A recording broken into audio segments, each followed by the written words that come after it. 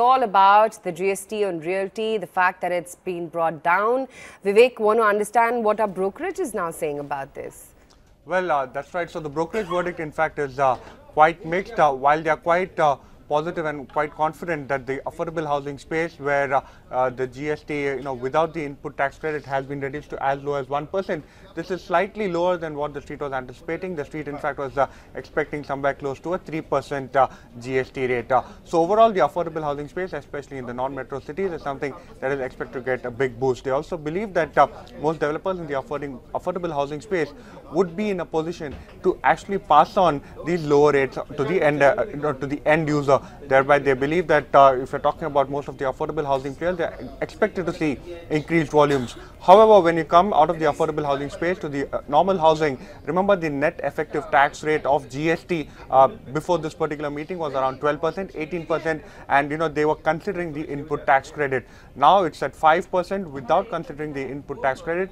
Most of the brokerages actually believe that this is quite mixed. They believe that for urban players, given the fact that they have very high land costs, they believe that this would be marginally positive. However, they believe most of the builders will have to take a small hit as far as their margins are concerned. Now, on the other hand, in terms of the non-metro city, what they believe is that they are actually in a positive space, and they believe that most of the builders would be in a position to actually go ahead and increase rates marginally. Okay, thanks very much, Vivek, for highlighting all of those details. In fact, let's carry forward that decision on the GST tweaks with Rohit Raj Modi, Director Ashiana Homes and Vice President at CREDAI. Thanks much for taking time out. To begin with, this is definitely a strong impetus coming in for affordable housing. Do you think that all in all, the positives are outweighing the negatives?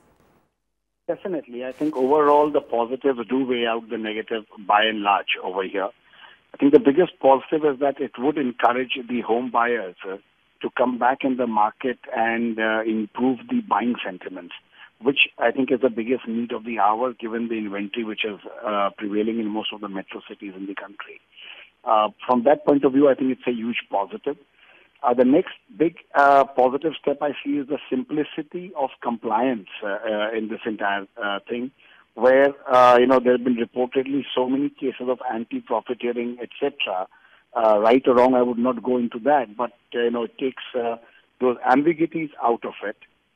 Third, it's a huge confidence-building measure for the home buyer, who till now was always in this uncertain position that how much input tax credit would the home buyer be getting from the developer. And in different cities, different yardsticks were being used. That uncertainty goes out as well. So I think, this definitely behoves a positive sign for the home buyers in the market. What could be the effect then of this, Rohit? And do you think under construction project sales are going to get an improved boost? Yes, definitely. I think the earlier the arbitrage between post-construction, post-OC and pre-OC was 12%. That comes down, straight away by 7% to 5%. So I think this will definitely bring a big boost to the under construction housing properties across the country. And when we talk about the affordable housing, if you really look at it, 45 lakh price and 90 square meter carpet area practically would apply to more than 85% of residential markets in this country. So what we're talking about is that 85% of the market by volume would essentially be under 1% GST. That's a huge one, and only in the metros where we are talking about 5%, there would be a marginal cost increase on the developer side because of not being able to get the input tax credit. But I think that gets outweighed in case the sales do pick up. Yeah, I was just going to come to that. So there would be transition issues for developers, you're saying? Transition issues would be there on which we don't have clarity. And as has been mentioned in the press note as well, that a committee of officers would decide on that and would probably present a report by 10th of March that how would the the accumulated input tax credit be transitioned. So we all are looking forward to a positive mechanism because of slow inventory slow sale over last 2-3 years. The pile-up of input tax credit is huge in developers' balance sheet. So proper transit mechanism would be required.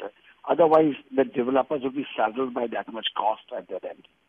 Whereas everyone is applauding, saying that, look, this is great news, affordability is going to increase.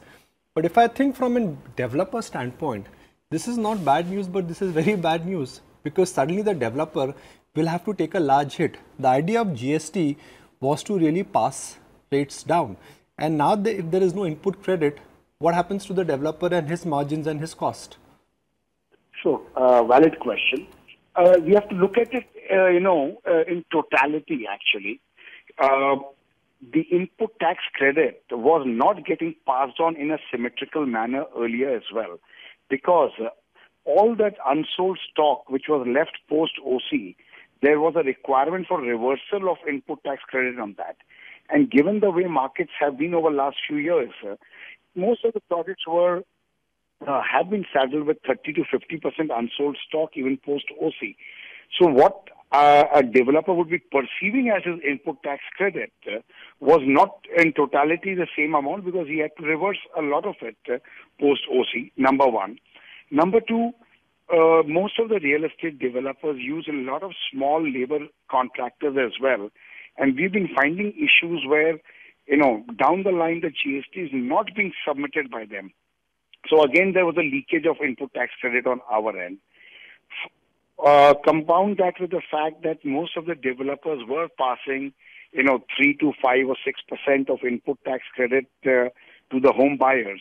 Now you put all of this together and add in this mix the fact that the joint development, TDR, long lease, which was getting hit with 18% GST, has been taken out. If I factor all of this in, I think, it definitely brings simplicity to the developer's model of working rather than